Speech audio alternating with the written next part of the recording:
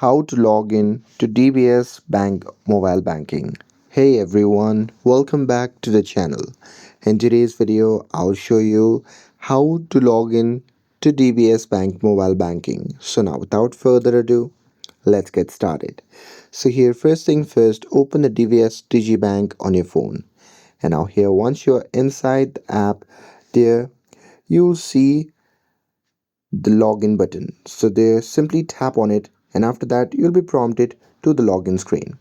Now here in this section on the login screen, what you can do is you can just tap on the user ID and there you can simply enter your user ID, and after that you can just tap on pin and there you can just enter the pin of your DBS user ID.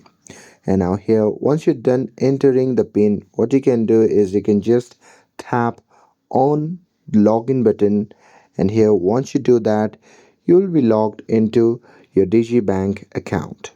And here just in case if you forgot your user ID or pin, then you can just tap on this option and after that you can just follow the on-screen prompts to reset your banking account password.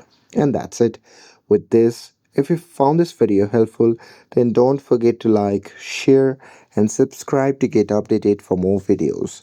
Thanks for watching and I'll see you in the next video.